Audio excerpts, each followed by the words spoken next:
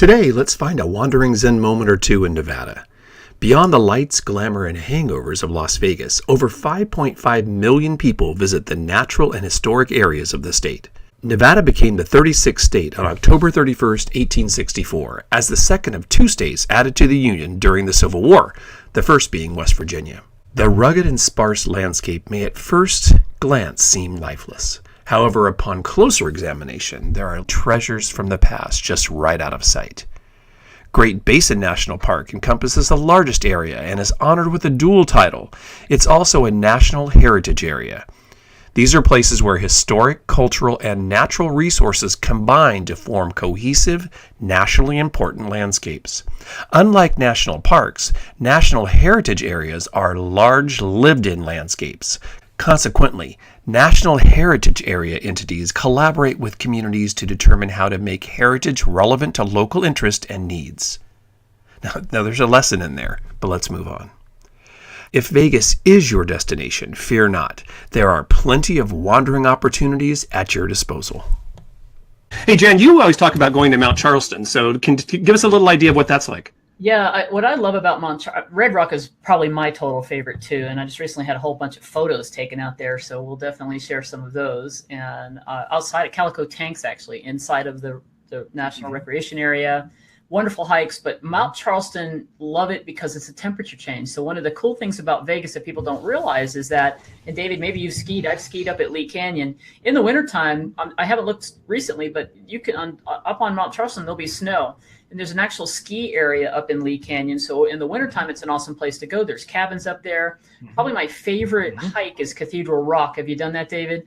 Where you start at the lodge, the main where the cabins are. And it's an altitude gainer, but you're up with trees. So that's awesome. For those of you that think Vegas is all, desert, high desert, the Red Rock, which is beautiful, you can actually get away within an hour and you're up in Mount Charleston, where the temperature change in the summertime now can change from 10, 15, 20 degrees, and you could be in 100-something degrees and be up there and be in 80-degree weather because of the altitude, and enjoy awesome hikes up and around that area. And that alone is a great tip to get to cool down a little bit from the heat of the desert. So, hey, David, tell us a little about, because you shared something with me a week or so ago about kind of some new exploring that you've gotten yourself into that is super exciting. Yeah, I have to give my 15-year-old daughter credit for this. She's much smarter than I am. However, she came to me a couple years back and said, "Daddy, did you know there is a fossil preserve just to the north of Vegas?" And she said it's pretty big. And I said, I've never heard of it, Abby. She said, "Well, I'm pretty sure." So I did some research, and I wasn't able to find much on it. And I, scoured the internet, and it's called Tule Springs Fossil Preserve. And I said, Tule Springs, I know used to be, it's now a park out there in the north. Now it's Floyd Lamb. No. So anyway, I was able to find somewhere on the internet someone who mentioned Tule Springs, the protectors of Tule Springs. And so I emailed her, and she called me back. And she said, in fact, we are in the process now of government support and passing legislature to make it a national protected park. Nice. So BLM is involved, the national parks are involved, and we are protecting this area. That there are not only fossil funds digging today as we looking the very northern edge of the Las Vegas. Homes are across the street. Wow.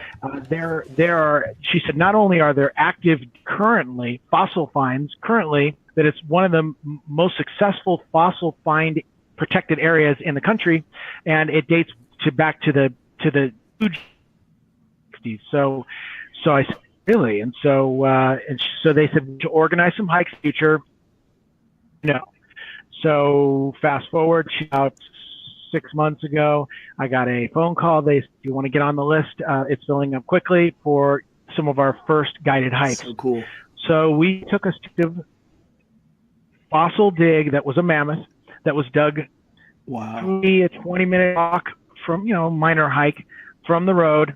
And you could see exactly where the tusks were dug, and all of the materials from the excavation were there.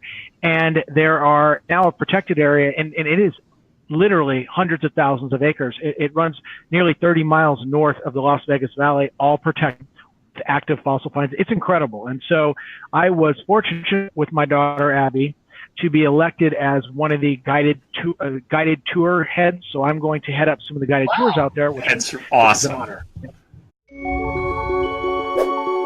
All right, so that does it for our episode 2 of the Wandering But Not Lost podcast. We hope you enjoyed a little bit of information on cool places to go in Nevada. I know I'm inspired. I didn't know about some of those places. Yeah, I can't wait to get there. And I'm doing it on a day that David is going to be hosting the tour. Come on, that's going to be awesome. We're getting you guys out here, and all of us are going to go out and you're going to go explore. You're going to wander Nevada, Mr. Emerson. That's right, because there's a heck of a lot more to Nevada than just the slot machines and the crap tables. That's exactly right. So join us in the next time, and you can always subscribe to our podcast. Just go to WBNLpodcast.com, and we'll have all the various ways you can subscribe to our podcast. And remember, you always get the show notes. We're going to have lots of great content, links to anything we talked about in the show today. And we will see you next time. Be forever wandering, but not lost.